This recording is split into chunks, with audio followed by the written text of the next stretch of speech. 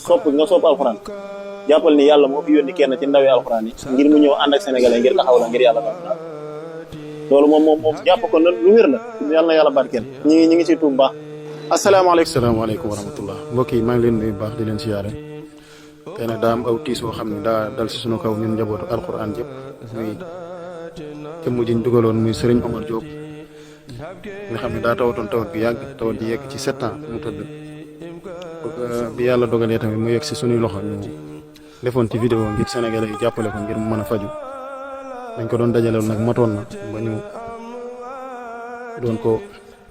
opéré fii ci hôpital Cheikhoul Khadim ajuma ci guddi bi mu ko jógee nekk réanimation ba yàlla dogal mu wàcc liggéey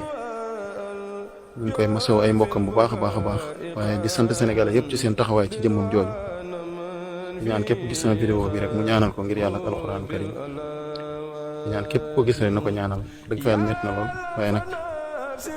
yàlla dogal rek moo gën na xit alhamdulilah daal ala kulli xaal jërë ngeen jëf mbokk yi maa ngi sant yàlla bu baax a baax di leen sant tamit waaw jërë ngeen sopp nga sopp alxuraan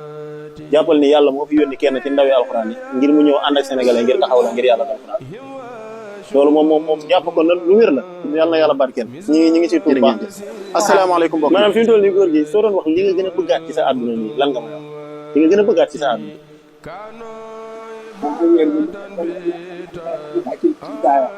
ñu wér ba nekk ak daara insha allah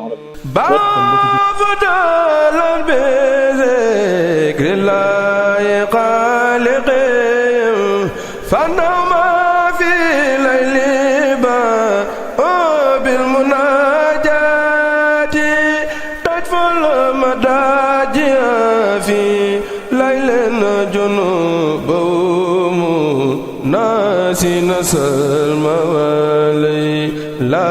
بالبشارة ñu sàkk ci nga sem te abonné te partagé te bës cloche bi lépp lu dugal nga bokk ci ñu ko njëkk am fii ci Daaray Rahmane TV bokk na ci li yokku doole kër gi.